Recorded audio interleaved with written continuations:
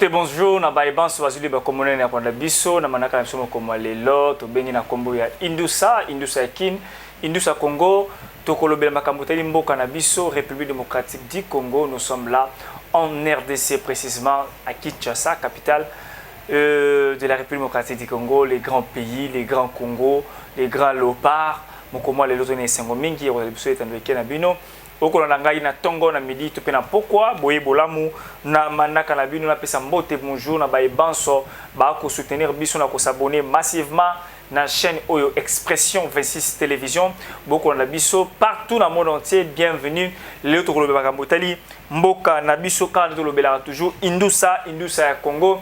Tokolobela la situation bakamboteli belé tokolobela mokomwa lelo botika la brancher scotché par rapport à information ko pesa mokomwa lelo o bokozala décider na yango parce que téléphone na mopanzi pour la information en temps réel papier na mopanzi pour ko pesa information o nazala yango boni bongonde tokobana ko évoluer ensemble na bino pour nous développer par rapport à makamboteli mboka na biso information du jour, information ya mboka Congo. Bienvenue dans votre chaîne mokomwa tokolobela ligne tokolobela makambo tali mwana oyo mobali oyo garçon oyo atalo tali très oyo Moïse Nyarugabo.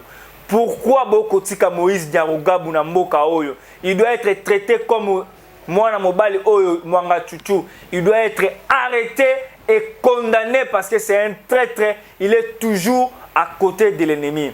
Tokolobela mwana mobali o Moïse Nyarugabo ba déclaration peut sortir médiatique na ye ya bondoki ya ba Rwandais ya benemi mboka na biso ya sali sortie médiatique moko ya bondoki azali lokola mwana ya mbwa. Il faut ko kangaye ko tchaye na prison ya Ndolo akende ko rejoindre ndeko na ye mwanga chuchu oyo abomi mboka yibi ma minere na biso kuna na Kibumba ndenge moko na ndoki oyo ya Moïse Nyarugabo. Il faut l'arrêter.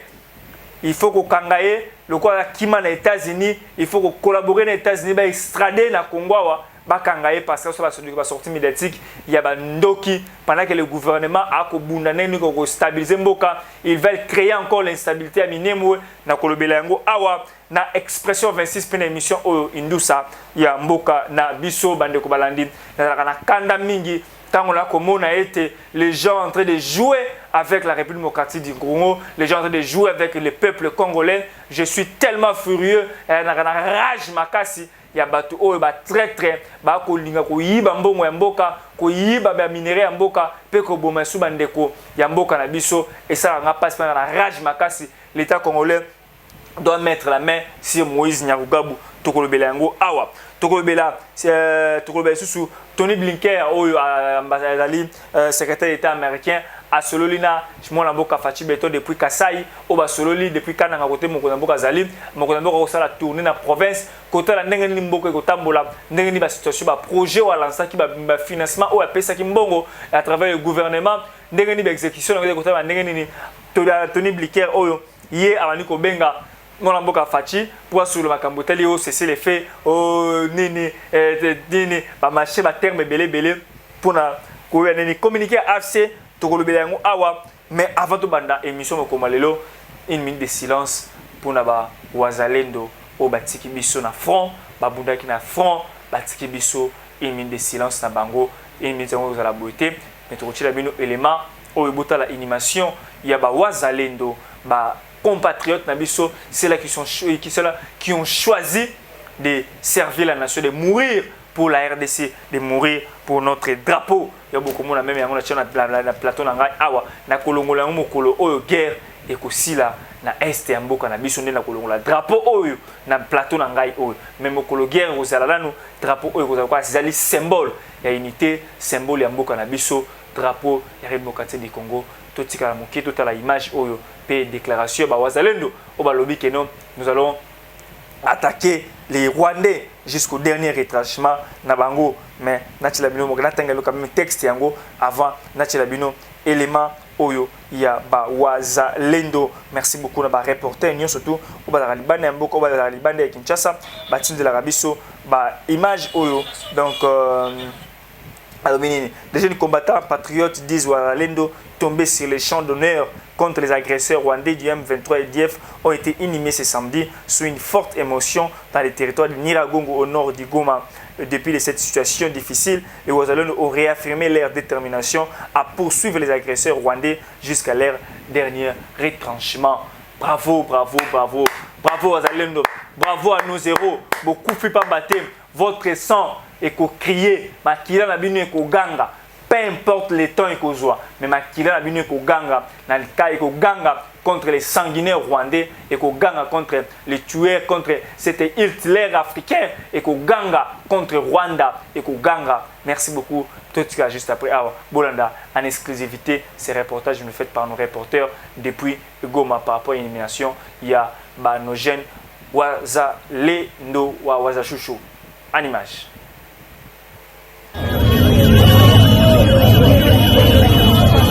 La population de Goma et Nyiragongo a rendu un dernier hommage poignant à ces jeunes Wazalendo tombés au champ d'honneur à Kibumba lors des combats acharnés contre les forces du M23 soutenues par les Rwandais. Une foule immense a accompagné les corps de la morgue de l'hôpital Kankatindo jusqu'à leur dernière demeure, témoignant ainsi de l'émotion suscitée par leur sacrifice ultime.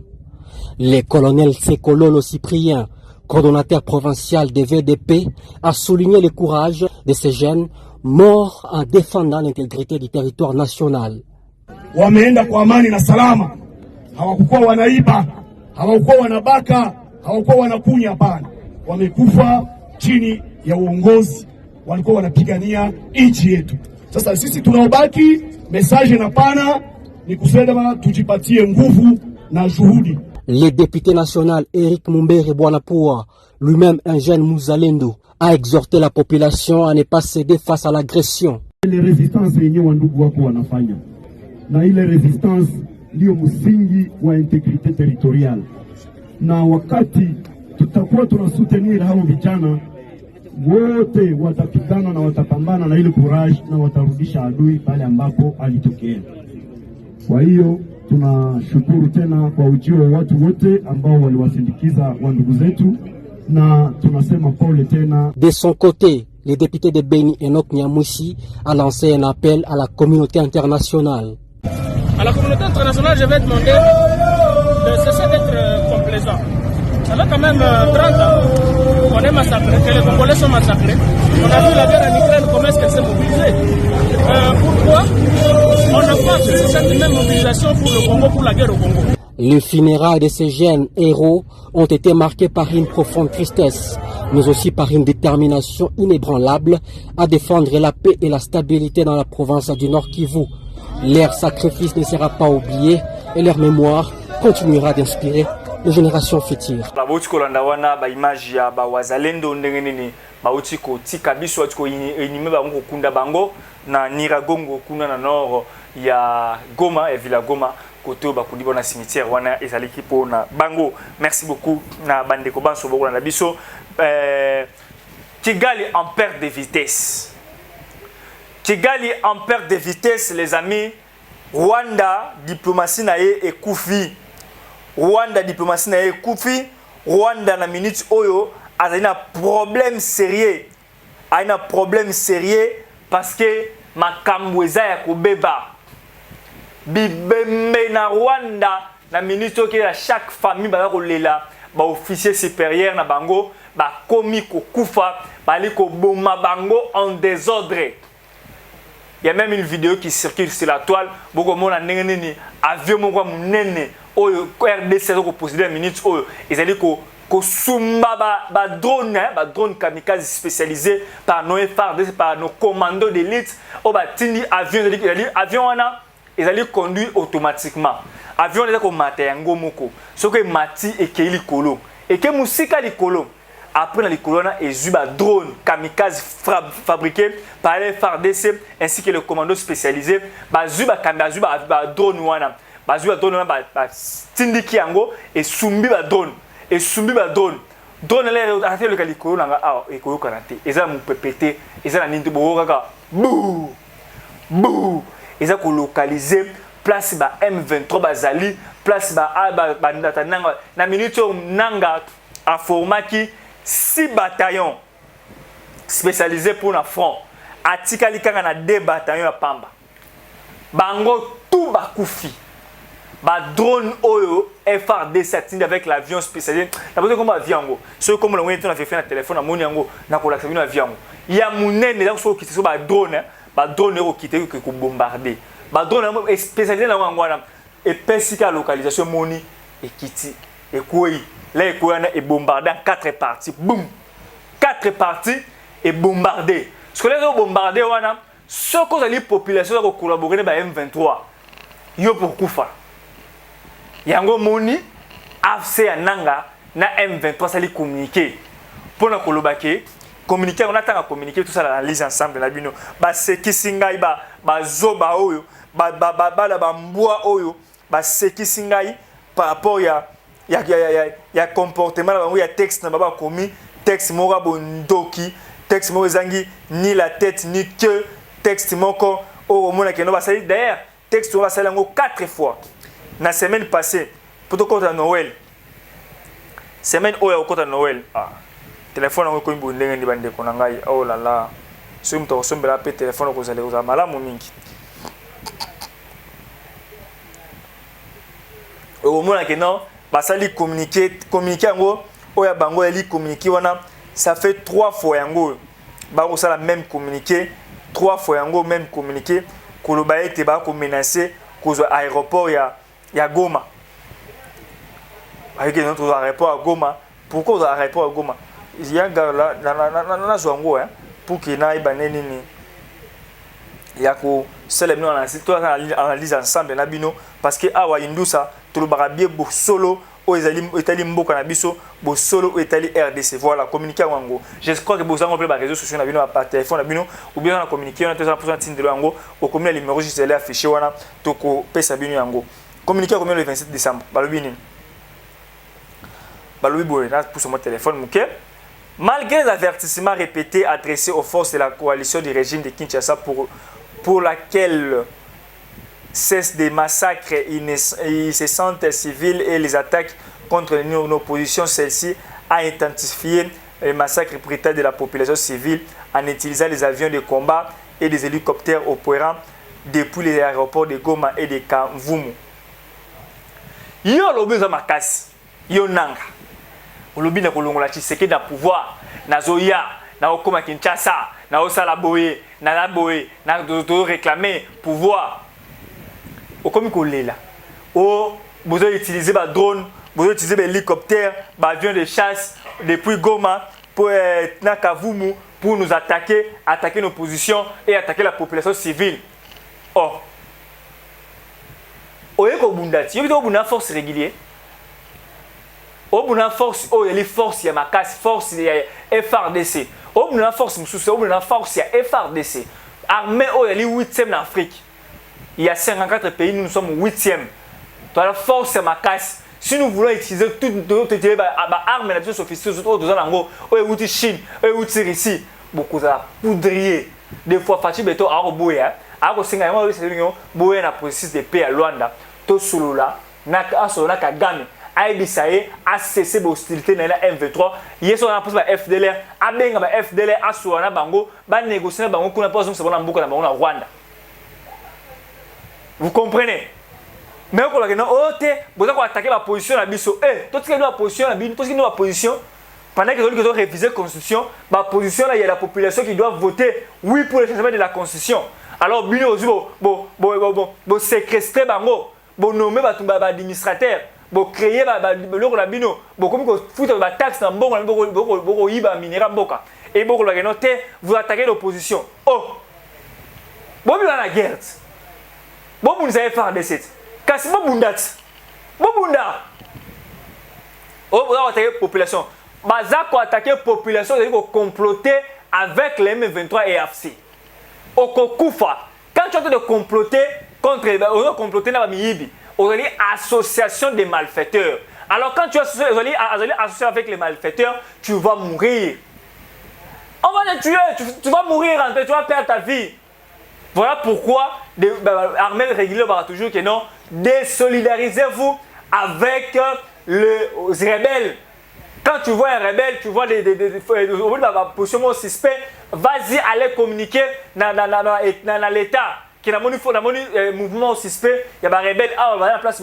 Mais quand tu as collaborer avec eux, dès que l'État, dès que l'armée a localisé Bango, sache que quand ils vont bombarder, tu vas mourir avec eux. Voilà mon lelo, nanga leli na munoko mboka, nanga leli. L'AFC Bar M23 ne peut et ne restera pas passif face à de telles atrocités. Si les menaces continuent à s'intensifier, nous aurons d'autres choix que de neutraliser la source ou qu'elle manifeste afin de propager, afin de protéger la population civile. Moi, Namboa, qui zengi bololé à Nangaoui. Excusez-moi, Naza bololé. Yoko, on attaquer source. Donc, on a menacé qu'on ravire, au botola, nini, aéroport, il y a Goma. Mais quand c'est au commun, on a qui ko pela moto. Au commun, on a qui gagne comme c'est un terrain football. Mais quand on est à Goma, mais quand on est à l'aéroport à Goma, au commun, on a Kagame a collé la maman na ye. A collé la banane na ye, ou la moisi na ye, ou la. Na malade za ngwa cancer, za ngwa cancer à cœur, il y a cerveau za ngwa kufa la tension. Kaka on a la tension, a la cancer. A la cancer il y a cerveau. Parce que opération récemment, ce que vous évitez. Kaka on a la cancer, c'est opération récemment. Alors qu'il y a chimiothérapie, il y a cancer na il y a cerveau za ngwa. A ko kufa kala mingité. Sorti médecine ne quand, a sorti médecine depuis quand? Il est gravement malade. Kagame est gravement malade. On a un problème à Moutou. Il y a un moment où il a dit parce qu'il ne peut pas réfléchir trop par rapport à la situation. Il a maquillé un bateau à Méli, maquillé un bateau à Bomina Congo. Et comme il y a des problèmes, il a un cancer à cerveau. Si on a des photos dans les réseaux sociaux, photos de Panzai Moutou, Awawa, Fungo l'écran. Il a un cancer. Alors, au Vandiboy, source, tu dois attaquer source. On attaquer source, on est fatigué. Parce que source, il y a une attaque, c'est fatigué. C'est le général qui a nommé Sika. Bravo, le général Gilles, pour le travail qu'il a d'effectuer déjà. L'AFC M23 est de plus en plus offusqué par les accusations formulées contre elle sur les sujets des machins et tout, les boma. Yo lobby. Est-ce que moi déjà assassin? Si on va au côté de l'andak, bah quoi nous ceux que tu vois au côté là. Bon, il y a un mort. Mais pourquoi vous annoncez que non, dès que vous avez quoi attaquer, de vous menacer de récupérer nos deux aéroports. Il y a Est, il y a Ouest. Mais vous êtes des malades. Banabamboa. Vous savez Banabamboa. Pourquoi moi Banabamboa? Parce que moi Banabamboa est au karaté. Mboko BTR, gagné quoi, accueilli. 2 minutes, ils sont dans la même situation. Il y a un bois. Vous avez un bois, nanga, vous avez un bois. Vous avez un bois, nanga. Papa n'a aucun gars, mais bois. Vous avez un bois.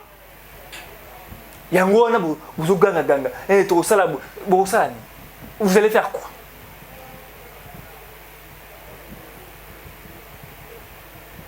Les amis, tout continue toujours. Na information toujours il y a repé sabilo par rapport il y a situation de l'air au Izogoleka na mboka na biso. Les États-Unis et les Kigali en perte de vitesse. Comment la perte de vitesse? Parce que Kagame a l'équilibre zone rouge. On en a marre. Tu sais qu'on en a marre. Ba bengi ya kato sur la makamboteli ba pour Luanda. On signé fait des routes de paix. On tire ba hostilité na yo na M23. À Kimimba aux États-Unis, dans l'administration, il y a Joe Biden. À Kimimba, on kuna pour nous senga aide, abeli à l'aide, boya ko intervenir. Ozo senga l'aide na yo nan. Ozo senga l'aide yo nanani. Aki ko senga l'aide kuna et pas ya Anthony Blinken na olu que nini conversion Anthony Blinken parce que la audace ya koloba qui n'ont de beaux abouis, tout celui na chef de l'État depuis Kananga, tout échanger naïe par rapport à la situation. Mais Anthony Blinken, Wali Boma la moutou na yo. Oui, moi quand les gens sont en train de faire des choses au détriment de la RDC, Boma. Quand tu es la R contre la RDC, Wali Boma. Les États-Unis appellent les M23 et les Rwanda à la cessation des hostilités et au retrait de leur position en RDC. Beaucoup ça l'appelle en combien de fois? Joe Biden n'est pas dans le pouvoir dans 2 semaines. Dans mi-janvier, Trump a toujours le pouvoir. Combien de fois ça l'appelle? Nous appelons, nous condamnons, nous fustigeons, nous vous sanctionnez, vous appelez toujours, vous savez. Pourquoi vous ne sanctionnez pas Kagame? Pourquoi vous ne sanctionnez pas les M23? Pourquoi vous ne sanctionnez pas Nanga et toute sa bande de Bertin de 6 mois, de Ngoma et tout? Pourquoi il n'y a pas de sanctions? Nous appelons, nous condamnons, nous fustigeons, nous voulons. Toujours français, même français, vous changer comme vocabulaire. Il y a X, il y a Y, il y a Y, il y a X, il y a Y. Mais pourquoi? Est-ce qu'il y a un sens? Parlons-en, tout le Bélango en tout cas. Hein? Anthony John Blinken, il s'est exprimé à l'issue d'un traité téléphonique avec, ce vendredi avec le président Félix Tshisekedi au sujet de la crise de la RDC. L'homme d'État américain a remercié le président Tshisekedi pour son engagement dans le processus de loi dirigé par le président angolais Joël Lorenzo et pour sa participation pour parler du 15 décembre 2024. Là, on a Fachi Ebisio, Ngaïté. On a changé déjà l'administration militaire, on a changé les généraux, on a modifié, on a fait une mission précise. Et Zali, attends la Congolais, ça Congolais. On a fait Maïté, on a fait Nzelate, on a Tika Congo, et ça l'a pacifié. Je dois finir avec l'insécurité à l'est de la RDC. Je dois finir avec les Rwandais, je dois finir avec Kagame, je dois en finir avec lui. Qu'est-ce qu'il veut en fait? Il fallait rien dans les 15. Tout sur le Rwanda, en Rwanda. Pourquoi? Ah mais moi je suis d'accord. Aïe parce que le processus à Rwanda est clair. Ah ça la retrait bakangi neve na neve o bakangi na bato lobela ngote. Bakangi neve ya Kagame. Neve ya Kagame ne bakangi les petits là. Bakangi ana neve ya Kagame. Mwana ya ndekwa mwasi ya Kagame ne bakangi. On va gagner na ba M23 kangi le groupe de 14 ou 15 M23 kanga kiwana. C'est le neveu propre ya Kagame qu'on a arrêté. Boza la boulu ekete c'est le neveu propre ya Kagame ne ba kangaki. Abi qu'est-ce que moi j'ai à voir? C'est l'armée qui fait son travail. Oh oui, mais il y a le chef suprême, il y a l'armée et puis il y a la police et tout. Oui. Mais quand il y a une attaque, qu'est-ce que moi j'ai à voir dedans? Ils doivent défendre la RDC. Leur mission principale, c'est défendre l'intégrité d'1 345 000 carrés. Il faut la protéger. Alors moi, qu'est-ce que moi j'ai à voir dedans? Voilà pourquoi Anthony Blinken a félicité Félix parce que Alobi allait toujours dans ma cambo dans l'Italie processus il y a Luanda. Il a réitéré sa position des États-Unis affirmant que les M23 et les forces de défense rwandaises doivent cesser les hostilités et retirer leur position dans l'est de la RDC. On l'a plusieurs fois. Administration Joe Biden, plusieurs fois, vous avez toujours dit cesser les hostilités, arrêter avec Kagame doit arrêter, nous condamnons, nous fustigeons. Arrêter avec les hostilités. Nous fustigeons les soutiens. Nous condamnons le soutien du Rwanda au M23. Nous voulons, nous condamnons. À part ce au beaucoup le bana. Anthony Blinken a cependant encouragé le président Tshisekedi à avancer avec le plan visant à neutraliser les groupes armés des forces démocratiques pour la libération du Rwanda. Oui, on doit le faire. Le secrétaire d'État s'est félicité de la collaboration du président Félix Tshisekedi avec l'ancien président Kenyan Kenyatta qui a proposé ses bons offices pour la médiation des M23 et environ une semaine, les représentants des États-Unis d'Amérique au Conseil des sécurité avaient fait part de son inquiétude face à l'avancée des M23 du Nord Kivu avec le conquête de nouveaux territoires. Là, blablabla, le Kuta. M23 perdre yango bino américain bo bengi Tshisekedi pour la koyebisa Faci que non atika ba bombardement avancé M23 ba kosa bisawa garçon ya Nations Unies nani comme nani les gars oh non M23 azala ba matos makasi oyo to yebite ce que utuapi matos on a vraiment le kuta piscose on va liba kota faire descendre mutu. En réalité, c'est pas ça. En réalité, M23 a perdre la minute oyo. Na tu sabino ke non nanga na AFC na quelqu'un la débatton ya pamba. Yangwa lena munoko mboka. Ba tiki ba drone na bango. Ba tiki ba char de combat, ba arme, ba na so bombardement au FARDC au sala. Ici à première des populations. Abi o azali contre ali pour la M23 atika la posto zui. On a dit qu'il faut désolariser la bango. Après ces informations, au cas où nous allons bombarder et neutraliser et exterminer tout Rwandais sur le sol congolais. Quand tu es Rwandais, tu seras exterminé. Ce sont des choses vraies et réalisables. Et d'ailleurs, je vous informe, si vous ne savez pas, que bientôt nous allons lancer guerre contre... Oui, pourquoi chef de l'État changer général? Il y a force, il y a général état-major. Pourquoi changer? Il y aura bientôt la guerre contre les Rwandais. Nous allons exterminer les Rwandais. Donc, bête le komoko na kizeni na Kigali bako sutuka. Kala mingi te bomo Hollande kala mingi tawa. Bokata parti ol. Les Rwandais vous me suivez. Préparez-vous. Préparez-vous. Si vous devez faire à la RDC, préparez-vous. Vous serez surpris bientôt. Vous serez surpris. Nous allons bombarder Kigali. C'est pour bientôt nous allons bombarder Kigali. Et vous allez lire l'air. Donc nous allons faire du Rwanda notre 26e province. C'est pour bientôt. Avec Léopard. Léopard les Ibou. On va mater les colos. Botuna quitté. Botuna quitté. Botuna quitté, je vous dis. Les choses évoluent très bien en République démocratique du Congo. Et puis, Makamboe Kotambola, Kitoko Makasi, na RDC. En tout cas, les choses, bravo pour ce travail merveilleux que les Ouazalines aussi, que les FARDC, Obayeko Sala, na Este Mboka, na Bisso.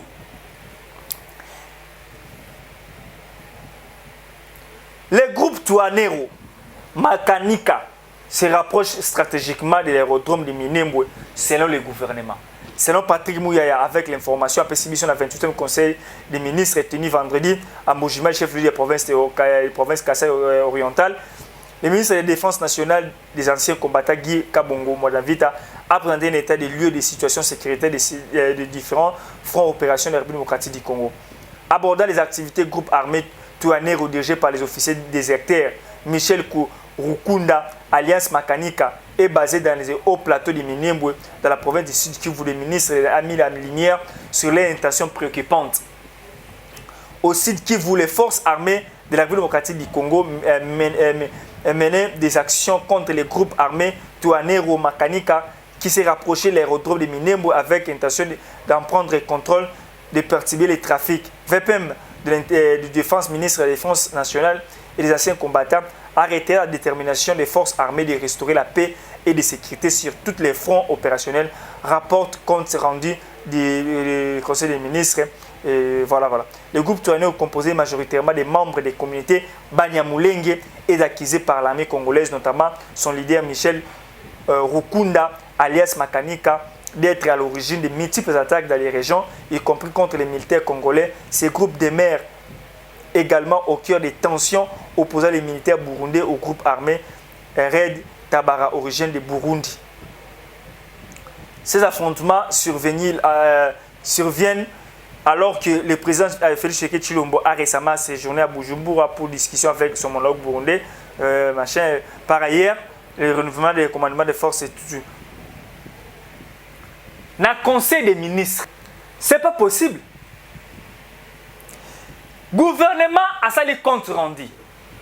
Le mouvement Touanero Makanika et le mouvement Moko Balinga qui basa lokola ba autodéfense ya ndenge tomoni ba bawazalendo na Nord Kivu bazali ko bunda à côté il y a FARDC bali ko ba réserviste les FARDC a pesi orientation ba réserviste ba yena appui ba attaquer ba conquérir ba espace ba récupérer ba village ba localité ba territoire ba pousser M23 vers le Rwanda vers Gisenyi ba pousser bango kuna pour ba ki mosika et FARDC na bawazalendo ba ko protéger intégrité nationale côté Nord Kivu na Ituri mais batouanere oyo banyamulenge bango bakomi ko attaquer FARDC et bakomi ko luka ko poussa na vers l'aérodrome oyo Azarias Ruberwa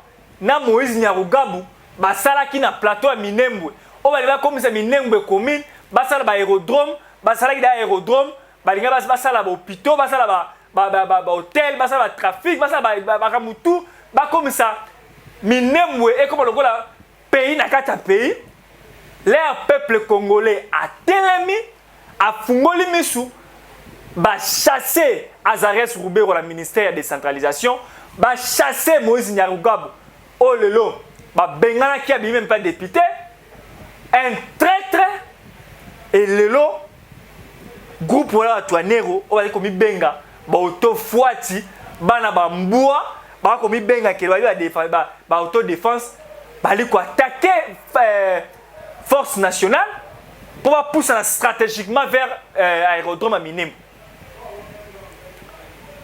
Et Moïse Nyarugabu mutoyo boko tika ye pourquoi na mboka na biso Moïse Nyarugabu pourquoi boko tika Moïse Nyarugabu na mboka aza na libre circulation très haut hein il y a déjà même qui est en train de commenter déjà Moïse Nyarugabu avec sa version malicieuse avec sa version ignoble avec version yoka lobby. Il n'y a jamais eu affrontement autour de l'aérodrome de Minembwe. Les FARDC ont laissé l'aérodrome derrière elles et sont allés attaquer le jeune autodéfense civile de Twanero à Kabingo et Vomi. À Kaligini, à Biziba et autres périphériques de Minembwe, plusieurs kilomètres du centre, d'autres FARDC et Maïmaï venus les uns de Mikenke, les autres de Lulenge, c'est à plus de 20 km de cet aérodrome. Le gouvernement qui ment sciemment ou qui ne vérifie pas l'information reçue ne peut ni corriger ses erreurs, ni celle de se proposer. Pourtant, il a tous les canaux pour connaître la vérité. Il préfère se contenter du faux pour se faire plaisir. C'est un drame.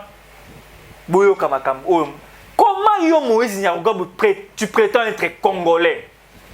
Le Twanero wa Nyamulengi, le quoi mu Nyamulengi. Mais à Rwanda, oza koloba que gouvernement kosi. Que gouvernement est-ce que le gouvernement a la formation mabé sur les liens Minembwe? Parce que Minembwe est protégé par FARDC et les Moura. Alors koloba que non, Minembwe ba kosi. Pourquoi il y a quelqu'un qui a commenté ici dans un commentaire il y a Moutouana. D'ailleurs Bibiche, maman Bibiche, na sa sur Mbote, Moutouana alobini.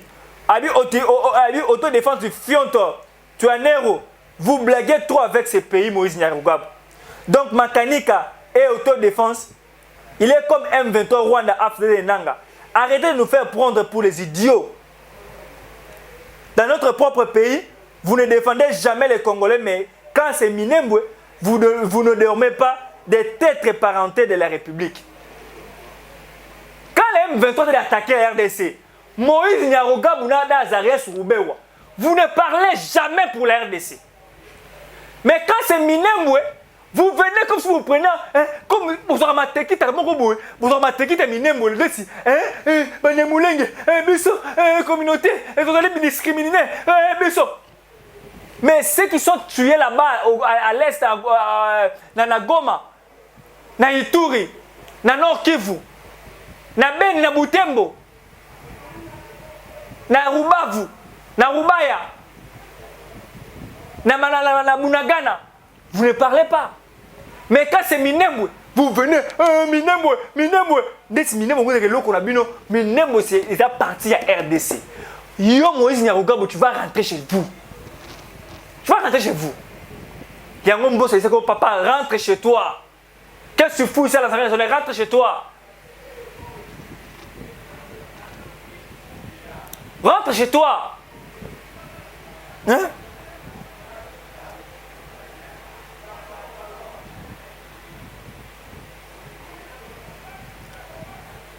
Autodéfense contre qui? Les forces armées républicaines censées de sécuriter le territoire de la RDC. Ces grazés de Sun City veulent nous faire croire que Twanairo Makanika ont plus de prépondérance à notre armée. Demander à ces jeunes de désarmer, c'est simple. Donc, Moïse Nyarugabo a ko défendre Twanairo. Twanairo alors comme M23, le gars AFC Yananga. Mais vous venez défendre les Twanairo, ne Makanika. Moïse Nyarugabo,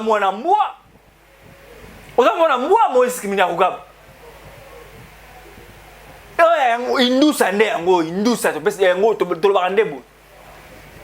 C'est quoi cette histoire? Aujourd'hui, grâce à Sun City, Moïse Nyarugabo, aux alliés rebelles. Aujourd'hui, grâce à Sun City, aux communautés politiciens, aujourd'hui, à Poste Namboka, tu as eu des maisons, des immeubles à Kinshasa, la Rwanda, par-ci, par-là, l'Europe, tu vis mieux, tu as l'argent, et puis tu viens, on dit, nana, système d'abino, il y a Ubwenge Batu, qui est non de Twanairo, sur les autodéfenses. Autodéfense à Fouati, il y a Bamboa.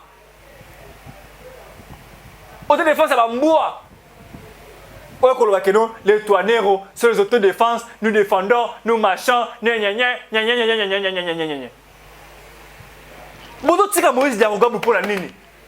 mérite la prison, ce type.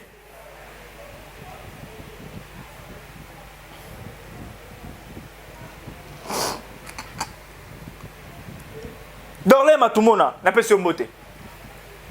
Il lui reproche le FARDC d'attaquer et de neutraliser une force autodéfense. Il me semble qu'il a perdu le sens de la logique. Nous allons pourchasser et neutraliser Makanika. Oui. Nous allons pourchasser et neutraliser Makanika. Si vous payez, vous financez Makanika, il sera neutralisé, exterminé avec sa bande. On va l'exterminer. Il sera anéanti. C'est notre pays. Makanika et sa bande de Twanairo seront neutralisés. Trop, c'est trop. Mais où allons-nous? C'est quoi ça, cette blague? Tu vas perdre la boule ou quoi? Moïse Nyarugabo, tu vas perdre la boule ou quoi?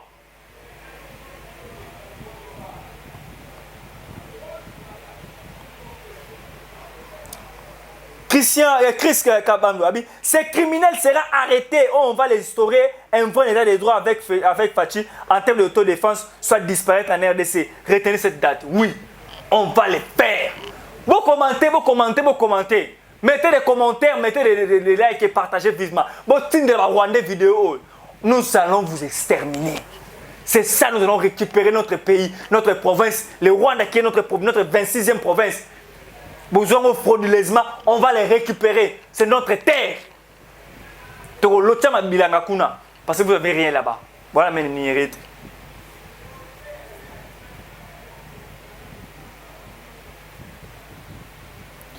Les groupes autodéfense sont au front, en train de combattre l'M23.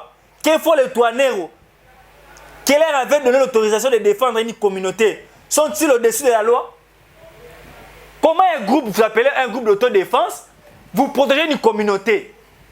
D'ailleurs, la communauté, vous avez même la tribu. La communauté, vous avez des colos.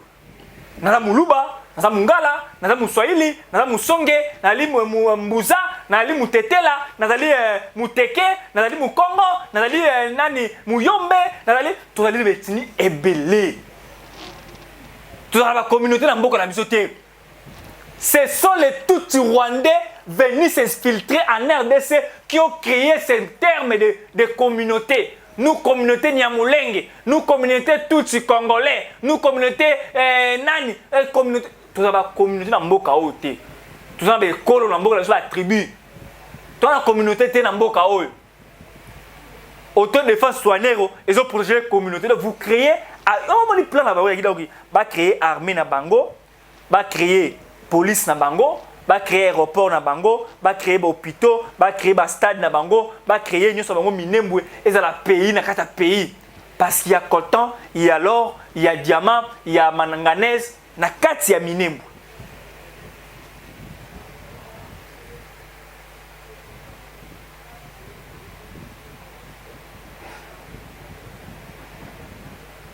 Jean-Pierre Ekanga Louis. Il y a donc des affrontements néanmoins. Aucune ethnie ne devrait affronter l'armée. C'est une culture rwandaise que vous avez importée et imposée chez nous. Retournez là d'où elles viennent. En RDC, il n'y a pas de Tutsi. Et les Hutus n'existent pas. Et les minorités n'existent pas en RDC.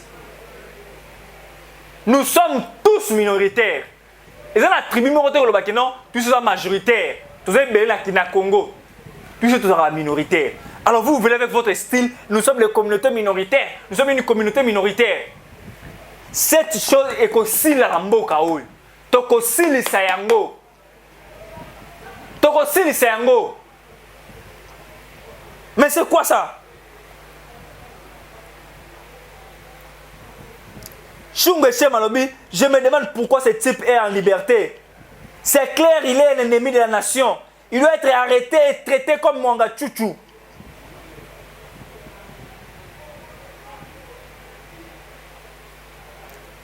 Chungwa Malobini. Le type était traître. Celui qui finance la rébellion de Makanika. Il ne fait exercer la souffrance de la population de Minembwe et ses environs. Makanika sera neutralisé avec sa bande de criminels. Là, c'est Chungwa qui le dit. Chungwa Hachema. C'est un Nyamuleng. C'est un Nyamuleng. Nyamuleng, non? Il y a des Nyamuleng congolais. Et on appelle si Félix, tu sais qu'il dit Chilombo raison. Fatou Beto, non? Les Nyamuleng sont des Congolais. Il y a des Nyamuleng congolais qui sont heureux de vivre à Minembwe, qui sont heureux d'être Congolais, ils sont fiers d'être Congolais. Mais il y a des gens qui font des choses. Nyarugabo, moi en bois.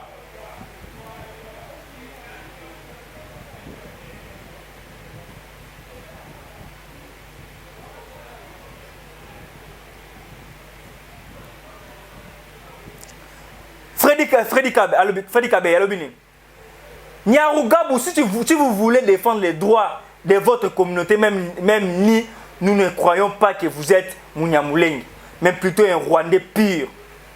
Constituez-vous à un mouvement civil. Faites des pressions au gouvernement par des actions pacifiques comme tout le monde et les fonds comme Martin Luther King en premier. Créez et soutenir un mouvement de rebelles à la connotation d'une force autodéfense révèle à signifier que vous voulez défier l'État, vous êtes rebelle.